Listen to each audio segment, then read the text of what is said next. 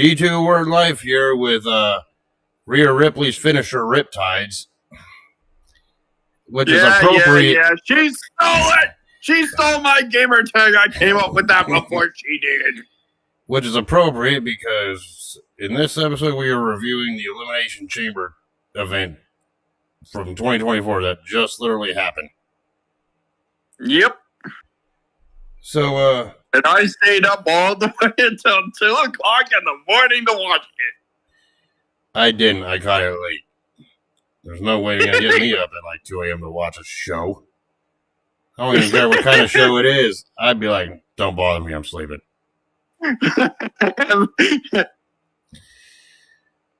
But anyway, they start off with a pre-show match. Now, I didn't watch the pre-show on repeat. I just went to the main card, so Riptides would know more about this one. It was for the women's tag team titles for the women. It was Candice LeRae and Indy Hartwell versus the Kabuki Warriors.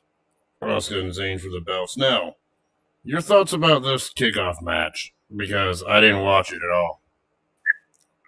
It was really good. They put up a decent fight. So what was the finish anyway? Kabuki Warriors retained. Yeah, which ain't really shocking, especially when they got momentum heading into WrestleMania with that whole Bayley feud. Well, they also attacked Dakota Kai, too, apparently, on Friday. Yeah, and I guess we'll just see what happens with that, knowing that Bayley's going to be challenging Io Sky for the women's belt at WrestleMania 40. Well, I kind of figured when she won the women's battle royal that there was going to be conflict right there. And there was also conflict that was forming before that. Yeah, with the way the story was going with damage control before the Royal Rumble, I knew that was probably going to be the result if Bayley won it. Yeah. But I guess we'll just see what happens in the weeks leading up to Mania. Yep. Then we open the show proper with the Women's Elimination Chamber match. It was Becky Lynch versus Bianca Belair versus Liv Morgan versus Naomi versus Raquel Rodriguez versus your favorite, Tiffany Stratton. No. God damn. Just because she has a nice ass does not make her my favorite. We all know. All of them had nice asses. So, a couple of good moments, high spots in this one. Like Lynch putting Tiffany Stratton in the disarmor. You threw the chain link. That was freaking wild. I was like, God damn, how's she not tapping out right now? That looked painful. The fucking double fucking leg split off the motherfucking cage. Yeah. But anyway. By Naomi. But yeah, Becky Lynch entered number 1 and Naomi entered number 2. Tiffany Stratton entered number 3. Morgan was 4. Rodriguez was 5. And Belair was 6. In this chamber. Yep. So, yeah, it was all great. Naomi was the first one eliminated by your woman. Well, yeah. That's because she took advantage of everyone else's fucking damage that they did. Yep. Yeah, and then Stratton herself was eliminated by Morgan. Afterwards. Yeah. And then Raquel Rodriguez was the next one out by Belair. After she put on a great performance. Because she hit the KO. She tried to hit the KOD a couple of times, and then she finally got the KOD. Yep. Belair then was the next one to go out by Liv Morgan. That was shocking, but immediately afterwards, Morgan was eliminated by Lynch. Yep. So just as I thought would happen, Becky Lynch is going to get a women's world title match at WrestleMania 40. Yeah, well, I also liked fucking Corey Graves got put in his place by Nia Jax because he's like, oh, Becky Lynch is going to face Rhea Ripley, and then Nia Jax fucking messaged him, redo that statement. Oh, shit, yeah, I remember that. I'm like, oh crap. That just proves people are watching the back. Right? Yes. But yeah, that was funny. But yeah, Becky Lynch, she earned this one.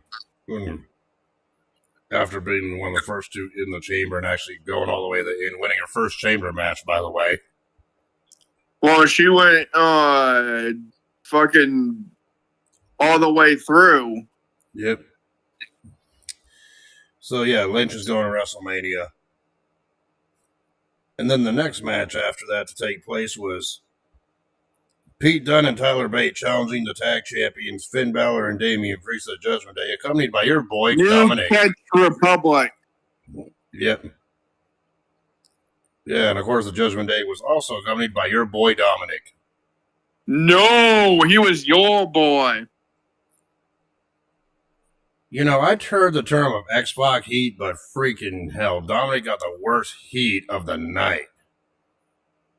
No, you heard of X-Pac. You heard of R-Truth heat. But God damn, they had to black out a whole bunch of fucking sections of that match. I mean, Dominic freaking tried to cut the entrance promo for the Judgment Day himself, and then the crowd just took over, just booed the hell out of him like he was insulting their country or something. Or whatever. He was that hated. No one likes his ass. I mean, during the match, it got to the point to where Dominic was bad-mouthing the crowd, and apparently the crowd was flipping off or something, or saying, or whatever. They had to black out the screen for a minute because of it. Yes. And I'm just like, wow. The whole fucking country of Australia hates his ass. I think everyone hates him. Which means Dominic is doing his job as an effective heel. Bad guy. Yeah, but he's still a fucking douchebag. I mean, shit, man. I think, like I said right now, I think Dominic Mysterio is the second most hated person in the WWE right now. We obviously know who number one is. He who shall not be named. Acknowledge me, but just not on this show. Acknowledge this D. D's nuts. We are not talking about the Roman Reigns boxers. Why not? All the messed up ideas we can think about if we had those. But, yeah. This ain't no freaking plug, but you can actually find that in WWE shop right now. That's weird.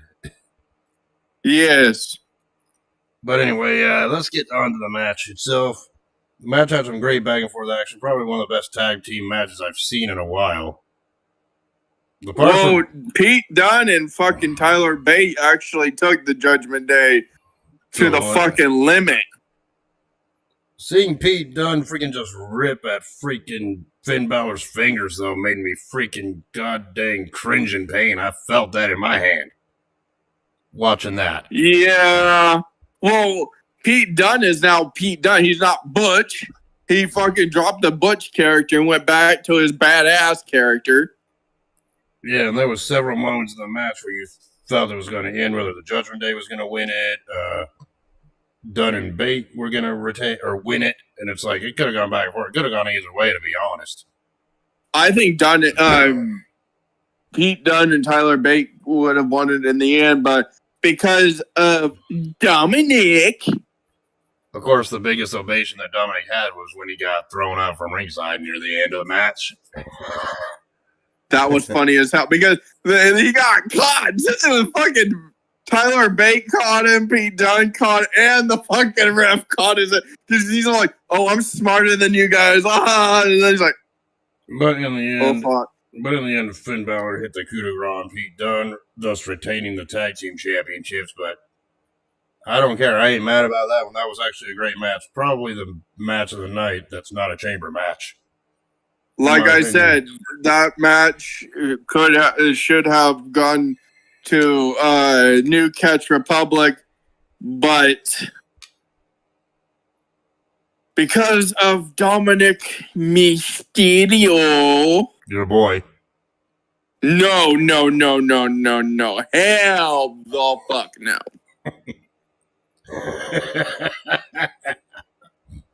He is yo boy, just like Roman is yo boy. Oh, come on. We all know you want to grow out a mullet as long as freaking Dominic's. No, Dominic wants to grow it as long as my luscious, beautiful hair. Okay, rat tail. Go fuck yourself. Fucking around here.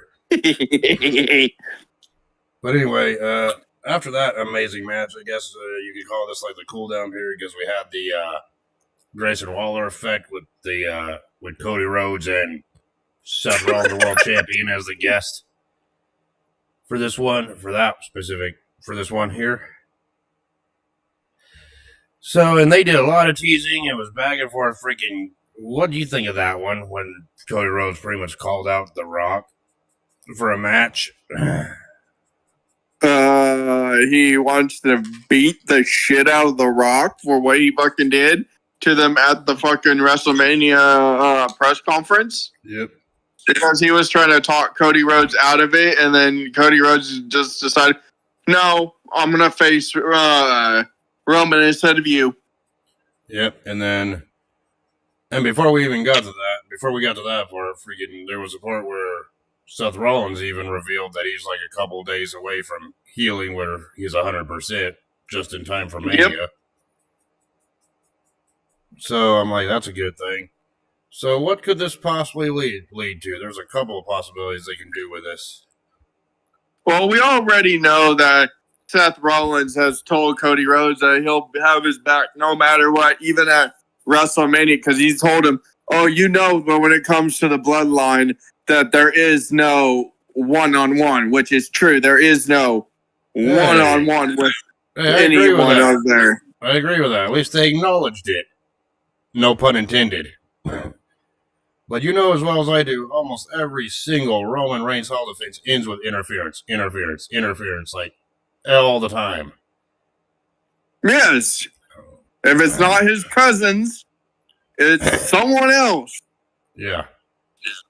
So yeah, there's that. I'm looking forward to that, but that's good open the possibility. There's rumors that night one's main event may be The Rock versus Rhodes, or Rock and Roman versus Rhodes and Rollins in a tag match. At least those are rumors going on. At least there's those rumors going around. I'm not totally sure yet what the plans for Mania is at this point, but that is a possibility. Or they could do it for the pre-show or something. Because Cody Rhodes said name to be on a pre-show. Well, Cody Rhodes was saying that, we could do this at any place, anytime, anywhere. Yep. We all know one thing. I don't know if The Rock and Rhodes are going to face each other, but we know the end goal for WrestleMania. The main event's Rhodes versus Reigns 2. We know that for sure. And then the best part of that, when Austin Theory did the Rock impressions. Opened his goddamn mouth and did Rock impressions in the middle and near the end of that segment. Even Seth Rollins was sarcastically egging him on. And watched him get his ass kicked. Shit, even Seth Rollins was sarcastically egging him on to do more. Yep. Before he got his ass kicked by both freaking Rollins and Rhodes. And then but Grayson Waller, his friend, just stood there and just was like, I don't want none of this smoke. Grayson Waller was just standing there like, fuck it, kick his ass, see if I care. Right? And even Corey Grayson's like, Grayson Waller's not going to let him hit the 10,000 or 100,000 million or whatever hit, man. And then he just fucking sat back there like, I don't want this smoke. Man, whip his ass, see if I give a shit. That's what he was thinking. Exactly. Of course, then again, I'd do the same with you. And I would do the same with you. I'd just be laid back and be like, whip his ass, see if I give a shit. Then afterwards, you'd be looking at me, you asshole. I'm just kidding. Right? And then, you'd be like, ha ha. And then right when you're about to leave, I'm just like, Okay, do it. And then you're like, what? And then they just kick your ass. What? And then you'd be laughing. You're like, But anyway, after that funny segment, we had the men's elimination chamber next. It was Randy Orton versus Drew McIntyre versus Bobby Lashley versus Kevin Owens versus LA Knight versus your all-time favorite Logan Paul. No. And the winner of this match got and the winner of this match got a world championship match at WrestleMania 40.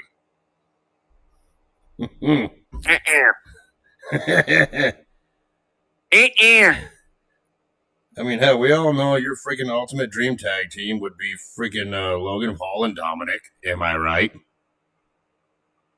Getting their ass kicks, yes. But anyway, the match started with Drew McIntyre and LA Knight being entrances 1 and 2, respectively. Then Kevin Owens came out at number 3. Number 4 was Lashley. Number 5 was Orton. And number 6 was Paul. Now let's talk about Logan Paul for a second. I mean, the action was crazy intense before Paul even came out. But Logan Paul, I think he was the most entertaining while in the chamber mod. Dueling on it and freaking like putting like marker all over it, even saying that Kevin sucks at one point. Written in Sharpie marker on the freaking chamber itself. Yeah, no, I like the fact fucking Kevin Owens was down, and then right when the freaking thing went off and he was about to go, Kevin Owens just pops up out of fucking nowhere. Just staring at us right in front of the fucking pod. And it's like, uh-oh. He's just fucking smiling, going, uh-oh. Come on, punk ass. And you know what's funny? Yeah, I was about to mention that too. Right when Logan Paul was about to be released out of the chamber, freaking Kevin Owens just pop up, just staring at him with that freaking like evil smile, evil grin that you do. And then the only thing that can go through my mind is Logan Paul thinking this. It was at this moment he knew he fucked up. At this moment, he knew he done fucked up. Right when that chamber door was open, Kevin Owens went in there and just started beating the shit out of him. Again. He just went to town. He just fucking pounding his head on the fucking plexiglass, beating the shit out of him. And I'm just sitting there and then, of course, Bobby Lashley had to get into it and put his ass through the fucking... And speared Logan Paul through the dang plexiglass of a chamber. It's pretty bad that even the freaking fans were chanting, "Thank you, Bobby," after that one. Yeah, no one likes Logan Paul. And is it bad that during that whole feud, I was like, during that whole thing, I was just yelling out to my screen, "Yeah, whip his ass harder." Right? Yes.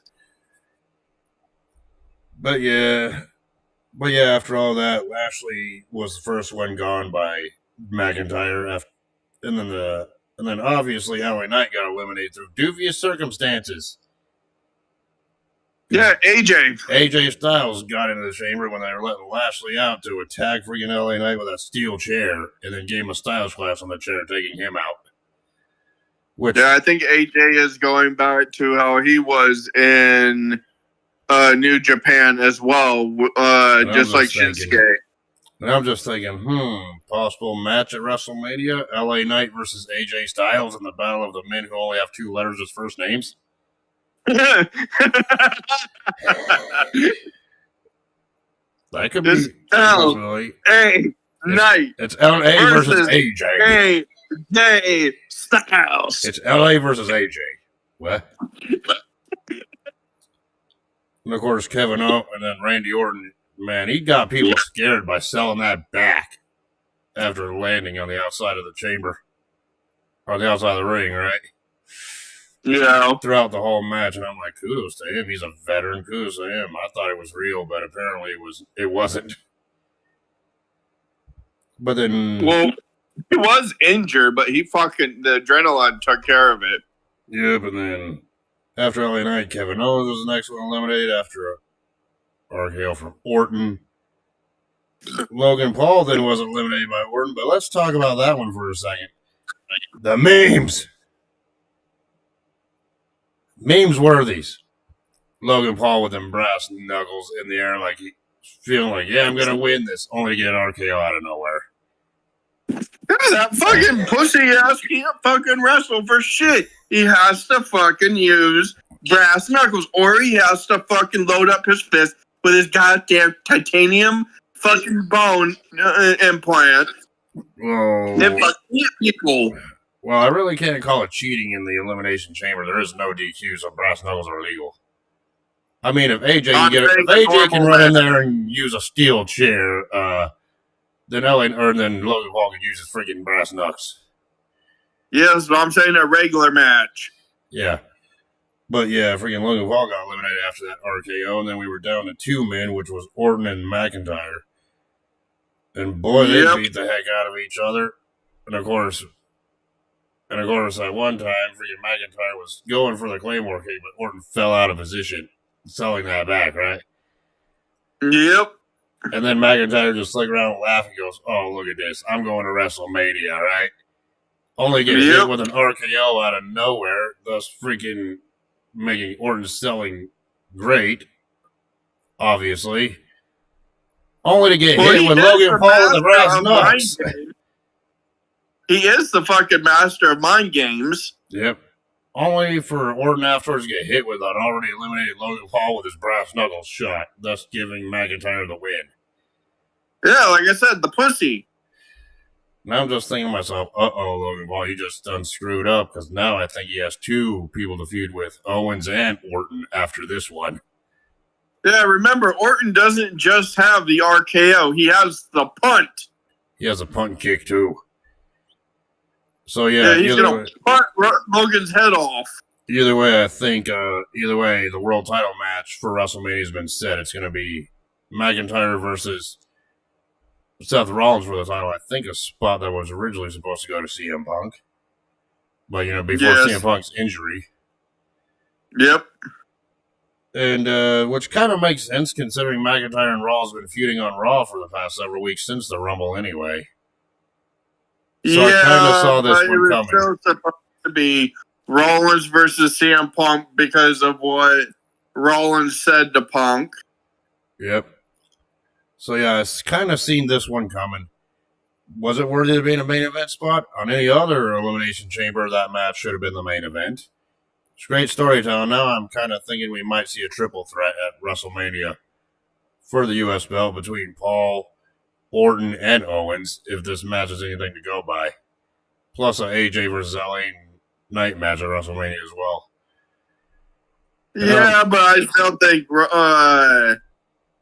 Logan Paul is going to get his ass beat by fucking Kevin and Randy. They're going to team up and then beat the shit out of him, punch him in the fucking head, and then those two are going to fight. So either way, it's going to be McIntyre versus Rollins for the world belt at WrestleMania. But speaking of the world belt, on this specific Elimination Chamber that happened in Australia, the main event was Nia Jax taking on home country hero Rhea Ripley for the Women's World Championship. Yep. So, before we get into this, what's your thoughts on this one? She had to fight hard. I mean, Nia Jax, ain't no freaking regular woman out there. She's a big, hard hitter. Yeah, but she wasn't expecting that much of a fight. Yeah. Possibly, this match was short. It was only about 15 minutes, but it's probably one of the best hard-hitting Rhea Ripley matches I've seen in a while.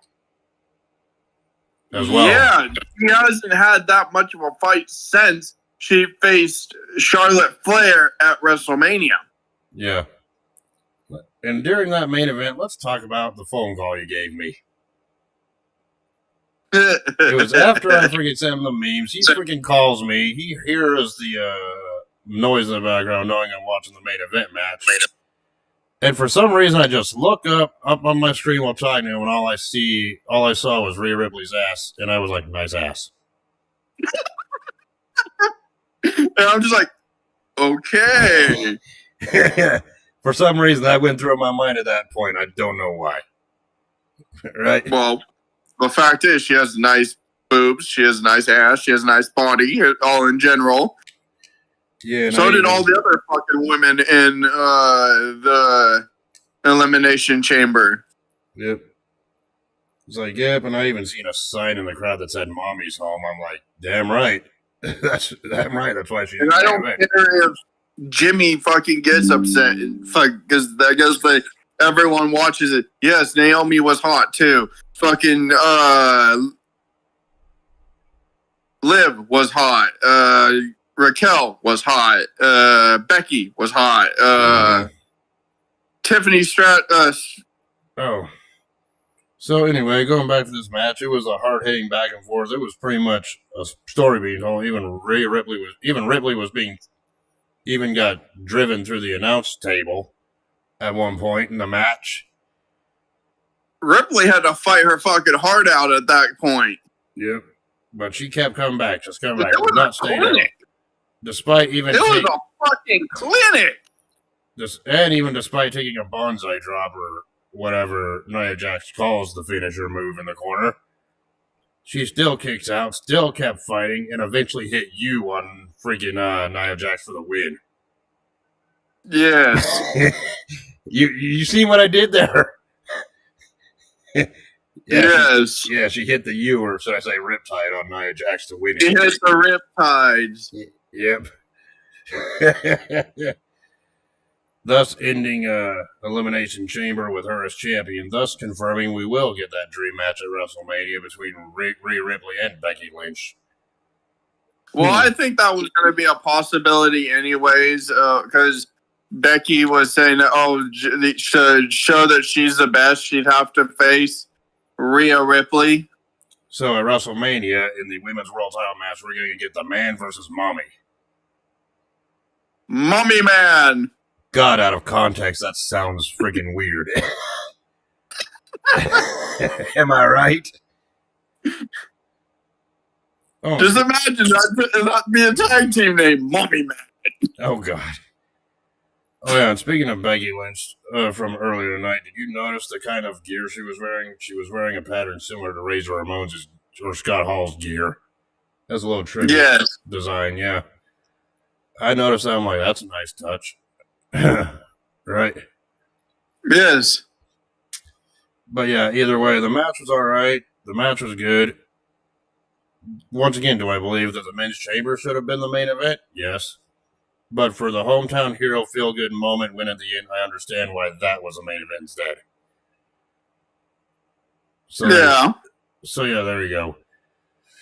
So what's your final grade for Elimination Chamber 2024?